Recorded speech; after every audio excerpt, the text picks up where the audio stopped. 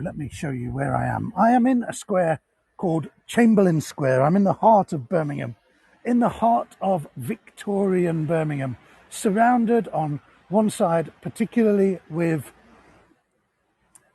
older buildings, very important buildings in the life of the city, and with modern buildings on the other side. Typical Birmingham. That was further down than I thought it was going to be.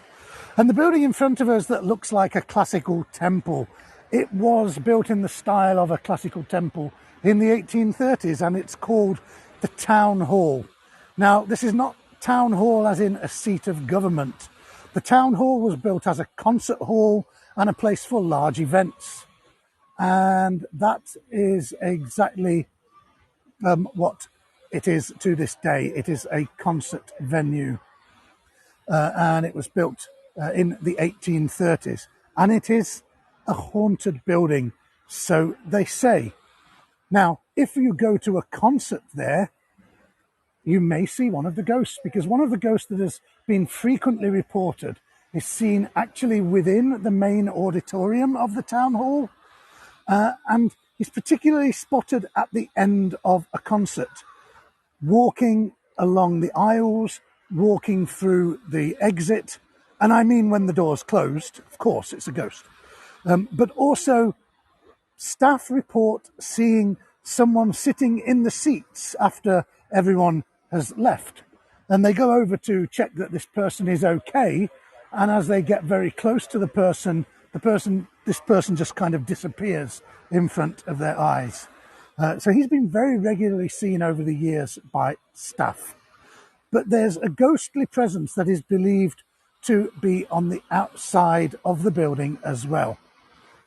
Now, Birmingham's a busy city, you know, it's the second biggest city in England. It's a late night life and that kind of thing. So it's really hard to find any time when it's deathly quiet here in the centre of town these days. But if you do find such a time, and particularly when things weren't so much of a late night culture, Janet, we don't have any idea who he is. No, we have no idea at all who it might be.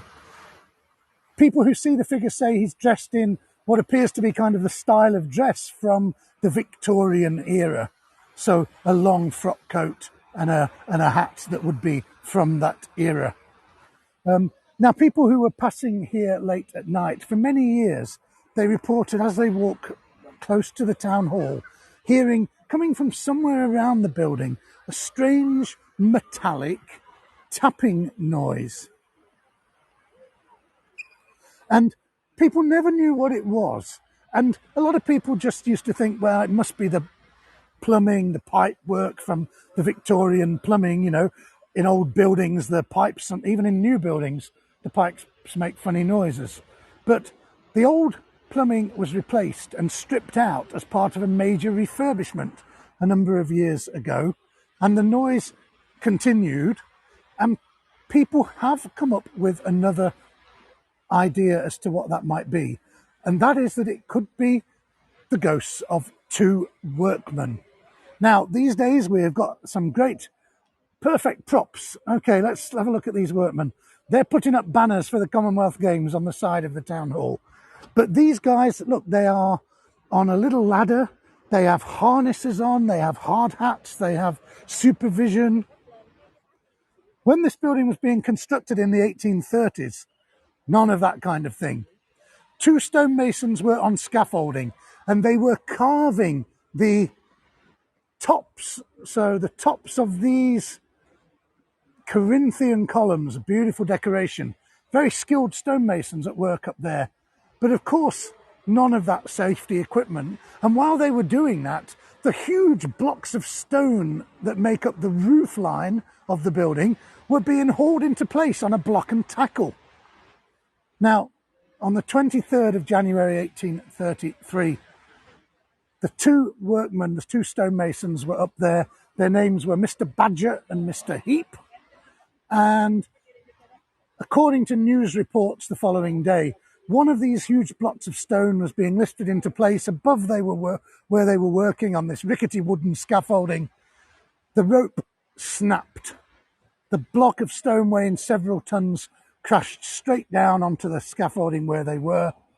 One of them was killed instantly. The other one died several days later of the horrific injuries that he suffered. And people have suggested that the tapping, the metallic tapping noise that is heard up there in the dead of night is the spirits of Badger and Heap still up there working on carving these incredible columns and decorations on our town hall. And I wonder if those guys putting those placards up there at the moment are aware that they're following in such illustrious and possibly ghostly footsteps. Probably not. But they're all harnessed in and adhering to safety regulations. They'll be okay. Now, right, very much adjacent to the town hall is the building that is our seat of government, which in many places would be called a town hall. But we already had a building called the town hall that was for concerts. And this one was built in the 1870s, and it is called the Council House. And the top floor on this curved section on the corner, that is the office of the Lord Mayor of Birmingham. Now, the office of the Lord Mayor is believed to be haunted by the ghost of a former mayor, but not just any mayor. The man who is probably our most famous ever local politician here in Birmingham, and the man who laid the foundation stone of this building and was the mayor when it was built, a man by the name of Joseph Chamberlain. Now, why do people say that the ghostly figure that has been seen through the glass door moving around in the Lord Mayor's office, why do people say it's Joseph Chamberlain specifically? Well, it's not just because he's our most famous mayor. There is another reason too. People report that as they go to the outer office, they look through the glass door, and it's kind of frosted glass, and they can see someone moving around in the inner office. They can't really see who it is because the glass is this frosted glass, but you can see someone moving around. And so then they knock and go in and find that there's not actually anyone there, even though they've seen someone moving around. Now, obviously, they've not jumped out of the window on up there on the top floor. But not only do they see this figure that then disappears, when that has happened, people have reported a smell of fresh flowers, almost overwhelming smell within the office. And Joseph Chamberlain loved flowers. He had prize-winning greenhouses growing orchids at his large home on the edge of Birmingham. And throughout his political career, he insisted on having freshly cut flowers in his office at all times. And this combination of figure in the mayor's office and the smell of flowers is what has led people to say that the ghostly figure seen in the mayor's office to this day could in fact be that of our most famous mayor. And directly below the room that he is said to haunt, we have the sign that tells us that the square where we have begun our tour is actually named after him, Chamberlain Square. So Chamberlain Square with a monument to Joseph Chamberlain in the centre here with the fountain. So we've got the modern buildings here just completed last year, and a regeneration of an area where there used to be our old public library from the 1970s. But what we get is a great reflection in that glass building of the dome of the council house, the clock that is on the museum and gallery, and the Joseph Chamberlain Memorial and Fountain itself. So it really is, it's a modern building, but I think it's fantastic that it reflects the lovely buildings round about. And the clock tower, well, it's looking very nice with the late sun on it. I'm going to give you a vertical shot of it, so if you don't like the camera spinning around a little bit, close your eyes for a second, but in 3, 2, 1. Ooh, well, that's not what it's supposed to happen. Okay, now that's not what's supposed to happen. This is what's supposed to happen. Haha, that's what's supposed to happen. It's supposed to get a full-length shot of the clock tower and the facade of the Birmingham Museum and Art Gallery. So I'm going to go back to horizontal. Hopefully, if you've grabbed the postcard, in 3, 2, 1.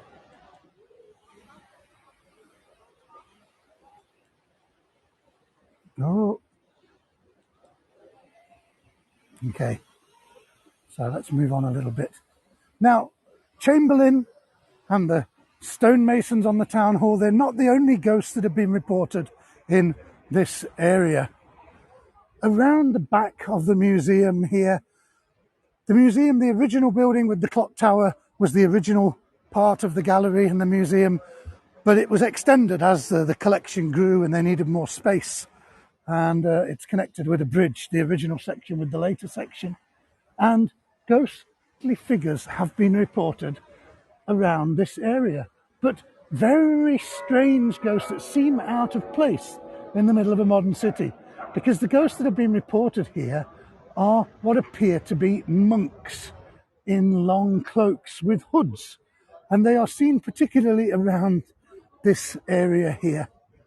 Now, it's not actually that surprising that there might be monks here, because what is today the modern centre of Birmingham, back hundreds of years ago, was land belonging to a monastery, St Thomas's Priory, and there was farmland belonging to the monastery, and they kept livestock of various kinds, and one of those things that they kept was rabbits, and they had rabbits living in a particular area for cooking, and that part where the rabbits would live would be called a conigree. So like the word for a rabbit is a coney, still sometimes used. And this word Congreve Passage, the name of this little street here, that comes from the conigree that was here in this part of the monastic lands back in medieval times. And that is where the link to these monks come from. They're monkeying around, he said. Oh, I don't know. They're monking around. It's a terrible habit they've got into. I don't know.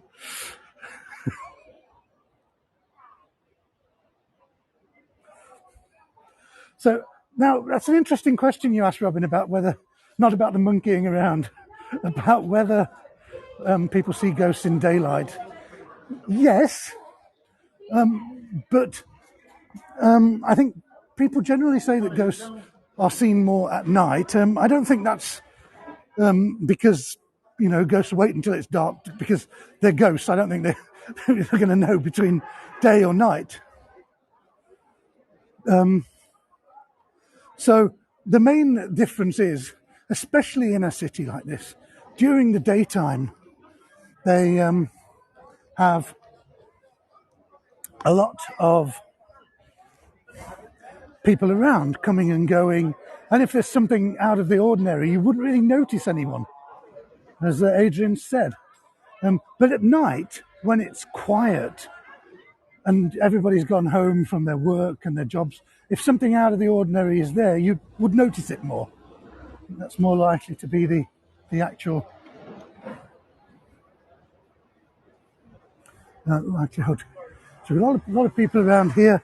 One of the charities doing a food and drinks for the homeless. I'm not going to film them. It's not fair to the people, homeless community and people in need, getting their food and a hot drink from the charities there. Now, I've not got a ghost story about this building, but you all know, if you've been on a tour of Birmingham with me before, that I can't walk past here and not show you one of my favourite buildings in Birmingham, which was the Art College. It's now the art faculty of one of our universities, and it was built in this beautiful arts and crafts style in the 1880s to be an art college, and it was one of the leading centres of the arts and crafts movement here in England. So you've got beautiful stone carving with natural plants and flowers, motifs, but you've also got these amazing tiles. Let me You've got your beautiful tiles. They are Royal Dalton tiles.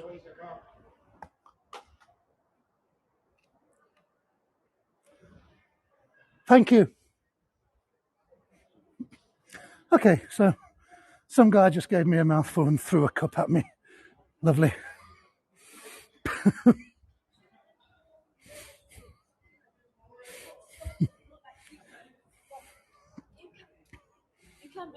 Am I okay? Yeah, I'm okay.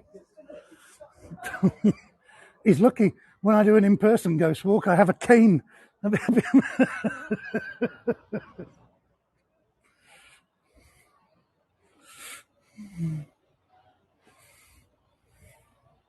I know.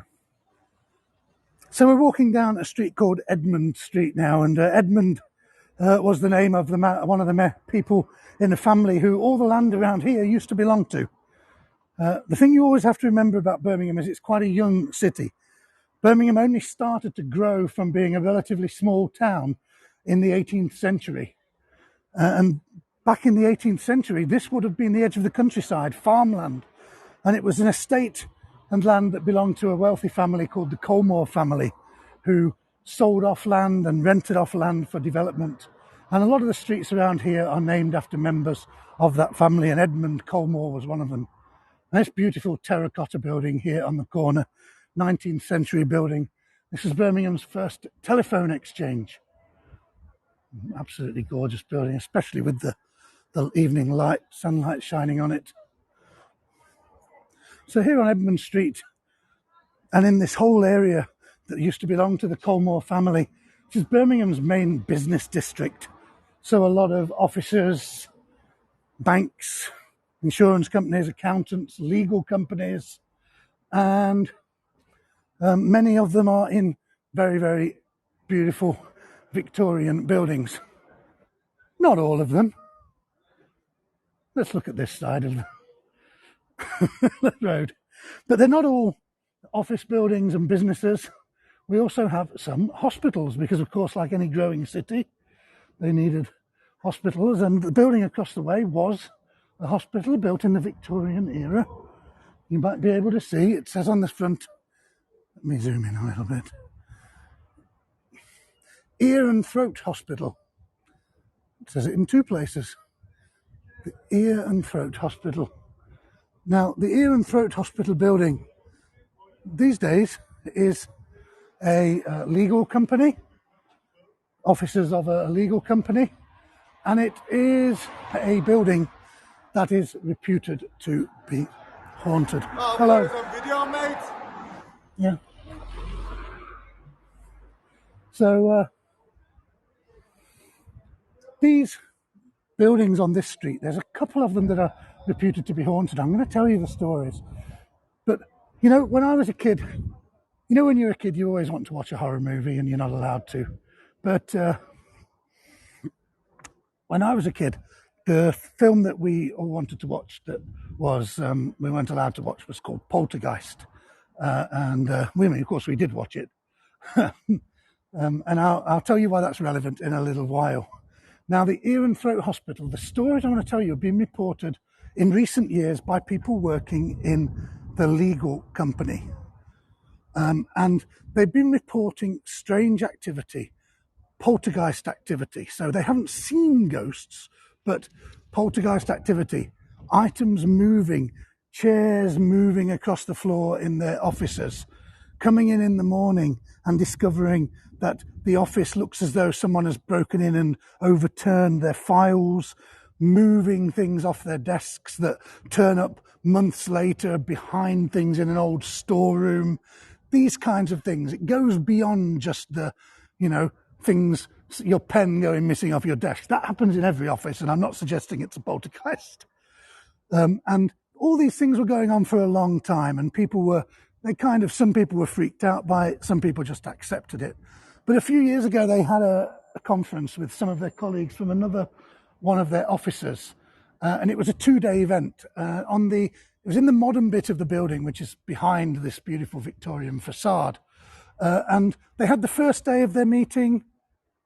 They left everything set up. The you know, the screens, the chairs, all the equipment, closed the door on the top floor of the building, only one door to the room.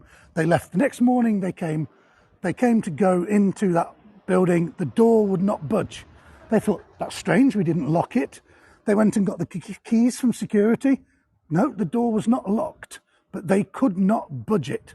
So what they decided to do was to get some of the people to come and try to push the door to see if it was jammed or whatever. And as they did that, they started gradually to be able to move the door a little bit, but they heard this terrible noise coming from the inside.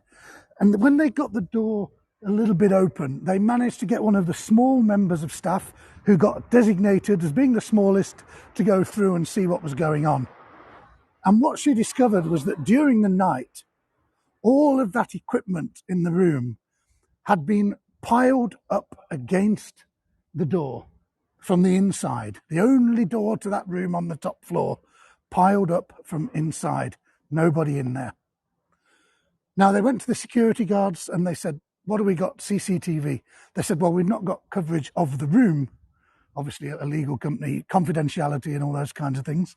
But they did have CCTV in the corridors, and there was no sign of anyone going along that corridor from the time they left to the following morning when they came back. They have no other explanation for how that could possibly have happened in there. The same as all the other strange things that have been going on. Now, they had poltergeist activity, but they're not the only place around here that had poltergeist activity.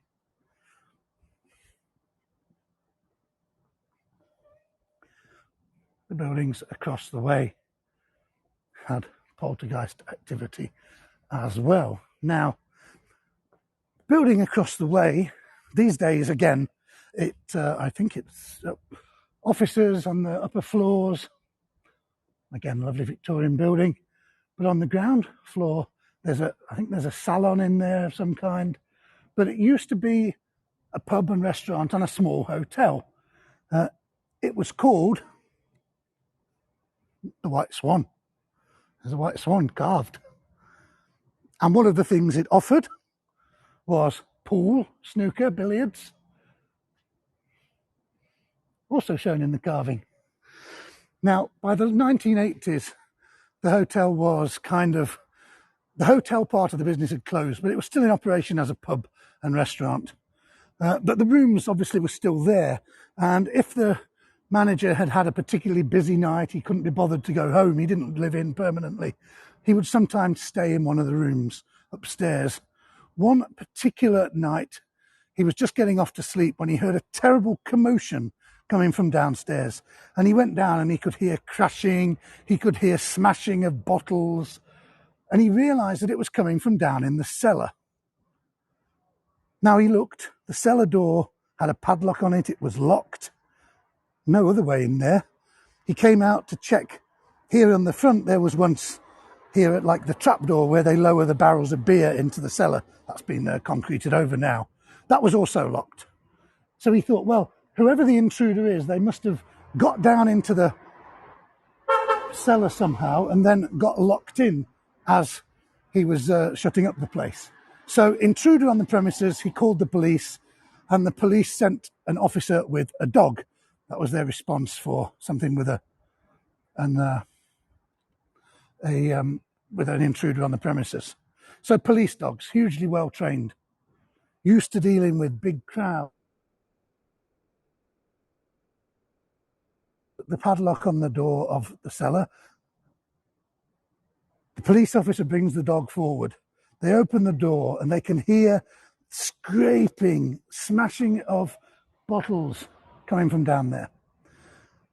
The officer orders the dog to go down the stairs into the cellar. It puts one paw over the threshold onto the top step.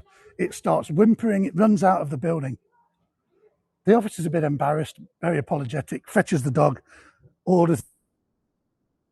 Experienced, well-trained police dog will not set foot down into that cellar.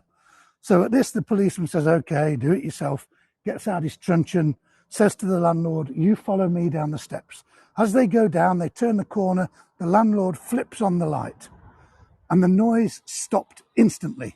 But as they get into the cellar, they discover that the place looks as though it's been trashed. Bottles are smashed against the wall. Barrels have been dragged from one side to the other. Everything has been just, a scene of total devastation. But there is nobody there. Nobody in the entire building. They have no explanation for it. Now, that was the story I knew about that building. A couple of years ago, a friend of mine came on one of our ghost tours and I told this story. And shortly afterwards, he had to go there into the building for some reason. And he was talking to the people who ran the salon in there. And he was telling them, I heard about this building on a ghost tour the other week. And they said, funny you should mention that, because they have come in the mornings and discovered that everything that they've left tidy for the next morning, perfectly laid out when they go, everything ready for the following day, had been moved around. The owner was a particularly particular, especially particular about the way he liked things. Everything in its place. All of the doors, that one door should be closed, that door should be open. They have CCTV during the night of all the doors opening and closing for no apparent reason. Every single one ending up in the opposite position to what it should be. All the ones that should be closed open and vice versa. Very, very strange. Now, why did I mention Poltergeist at the film at the beginning of talking about this street? Well, poltergeist activity in these buildings, and in the film Poltergeist, the reason that the street in question was haunted was because the houses had been built on the site of a former Native American graveyard, a burial ground. And that is the same here. Before Birmingham had expanded to this size, this was a burial ground outside the town where poorer people who had maybe just moved to the area, they didn't have affiliations with any of the churches, no family to organise their burials. It's where they would be buried. And when this area was developed, they had to dig up all of those remains and move them and rebury them in other designated burial grounds. So it's a disturbed burial ground, just like in the Poltergeist movies. Most of them got moved. When they do work on the sewage or the pipes or anything like that underground, they do occasionally still find human bones down under here. So we've had one hospital. We've had the ear and throat hospital. But if you're having trouble a little bit higher up your face, then you can come to the Birmingham and Midland Eye Hospital. What a beautiful building this is, huh? Birmingham and Midland Eye Hospital. Oh, thank you, Adrian.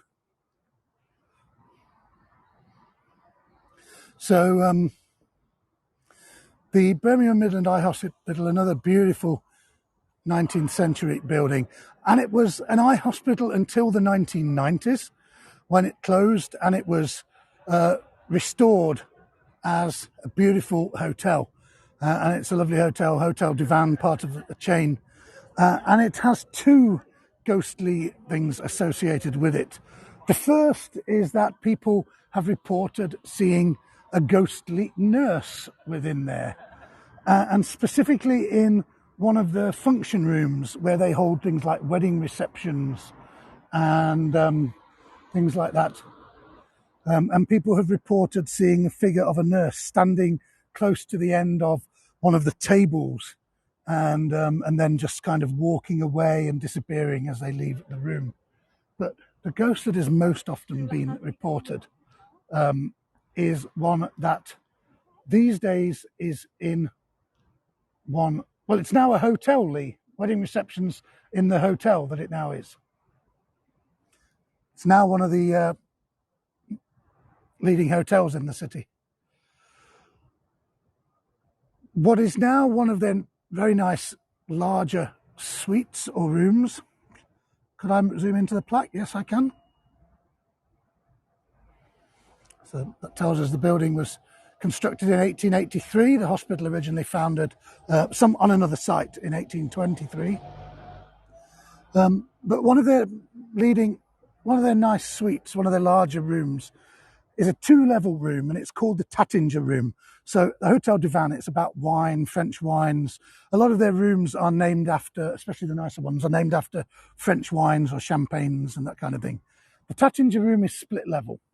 So you have like your living area, and then on a kind of a little balcony level, you have the bed and those kinds of things. So what people have reported is that in this very high Victorian room, if they sometimes would wake up in the middle of the night and they would open their eyes, and by the light that is getting into the room, they would see just above the bed a man's face. And that would be the figure of a man there, moving forwards and backwards just above the bed.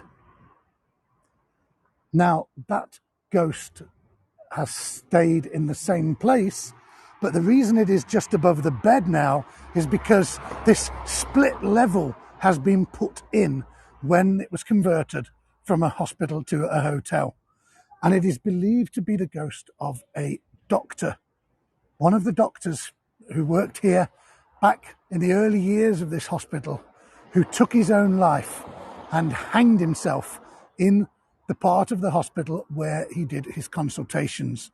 And because his ghost was seen in that area, hanging there where he was discovered by his colleagues, moving slowly backwards and forwards. But because they put in a split level, he is now just above where the bed is.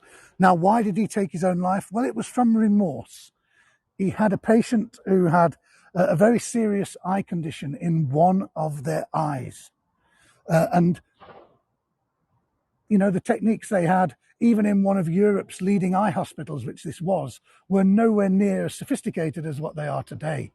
And so he could not treat this issue, and it was only going to spread and cause further damage. So the only thing he could do for this patient was to remove their eye, and then they would have the sight remaining in their other eye. But for some reason, he made a terrible mistake. This experienced doctor removed the patient's wrong eye. He removed the healthy eye, not the diseased eye. And so because the diseased eye had to go as well, the patient was left with no sight at all. And the remorse that this doctor felt, a man who had dedicated his entire life to helping people with their eye problems, for him to have robbed a patient of their sight through his mistake, was more than he could handle, and he took his own life, hanged himself there. And so he is now believed to be the ghost that is just above the bed in that very nice room. And I know, what do you say? If you wanted a strange figure of a man, that's very true.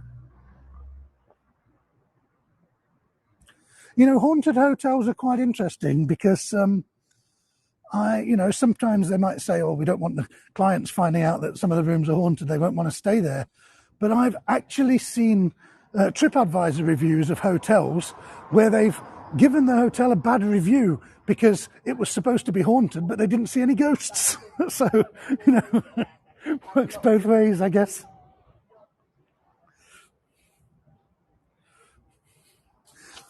Now, talking of haunted hotels, we got another one coming up, and it's a building that is one of Birmingham's leading hotels, or was for many, many years, called the Grand Hotel. This is the building here, and it's very recently been restored. It's got one of the most beautiful interiors and ballrooms in the whole of the city, and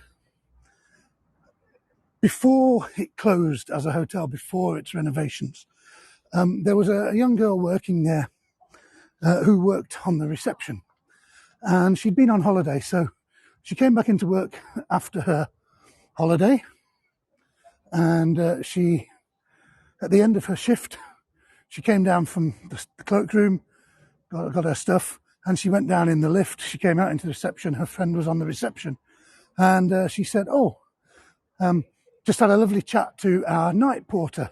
Really nice to see him. I've been on holiday, not seen him for a while. And her friend behind the reception went really pale and said, "What are you talking about?" She said, "Just telling you that I've had a really nice conversation with the night porter." She said, "No, you can't have." She said, "Why?" She said, "While you were away on holiday, he passed away."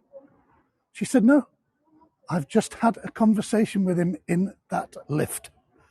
And she was absolutely definite that that is what had happened. So much so that when her friend told her that she can't have done because he passed away, she was absolutely convinced, and it freaked her out so much that she refused to go and work there again. And she quit. Her friend kind of said, "Oh, I don't believe any of that stuff." But interestingly, so they say, her friend, for the rest of time that she worked there, she would never come out from behind the reception and go anywhere else in the building unless someone went with her. Maybe she believed it a little bit more than she was actually letting on.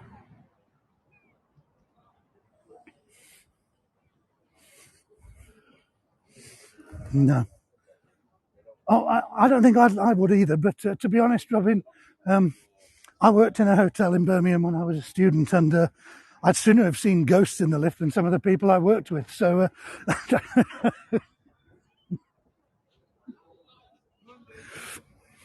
so we get a great look at this is a beautiful building. We've got the ambulance there, not so good, but a great view of the facade here, all the way along there.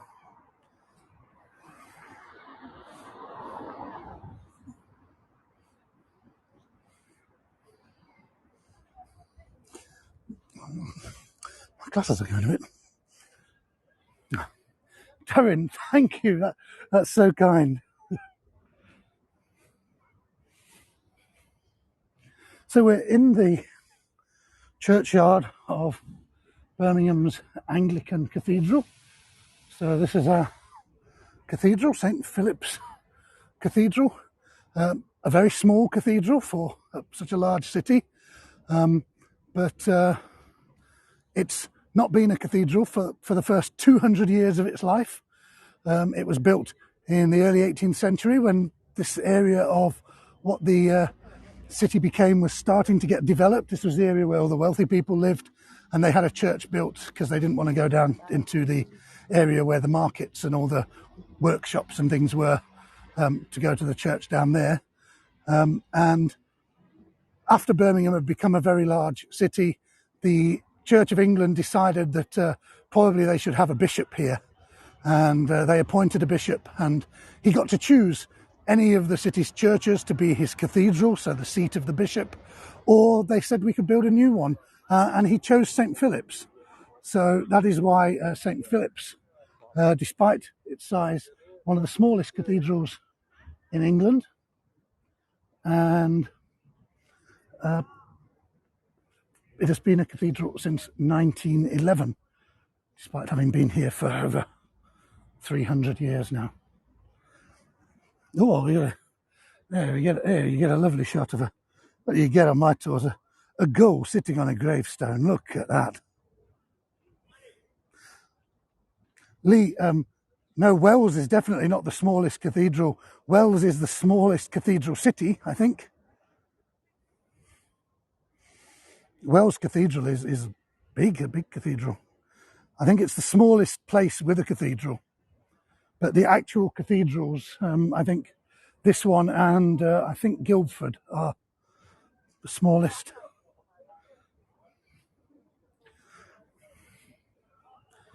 Yeah, I think Wells is the smallest place that has a cathedral.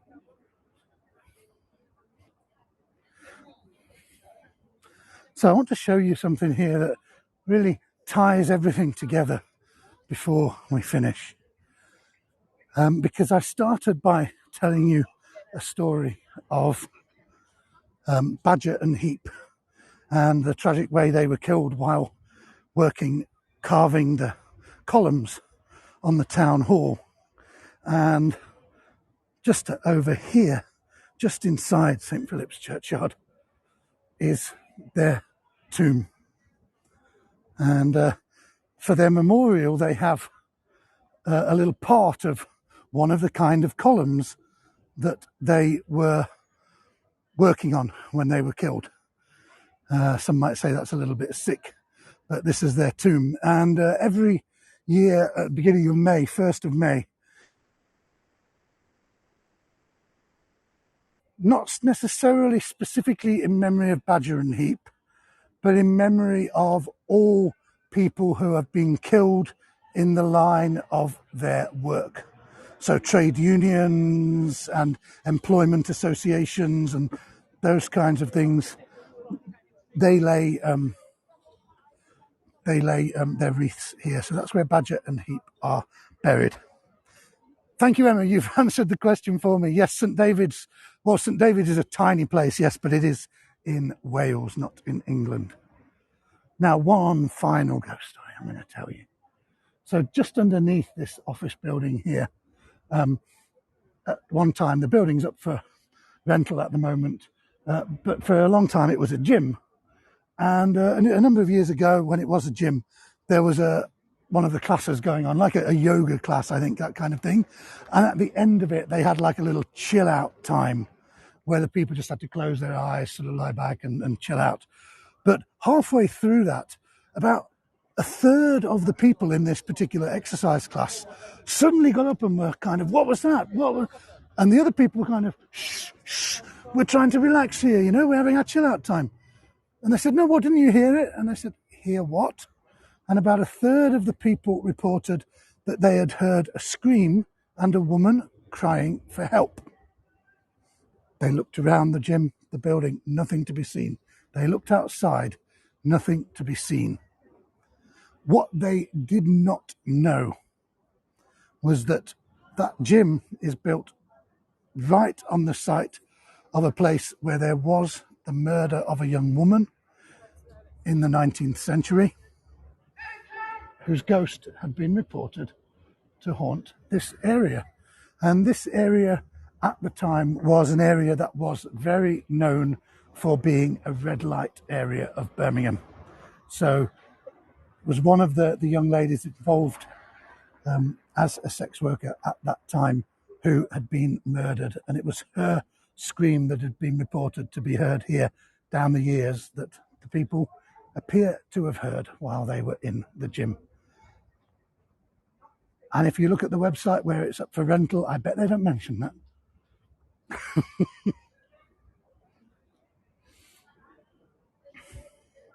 So on that note, I am going to go and stand over here by the railings of the churchyard, and I'm going to say a huge thank you to all of you for joining me this evening.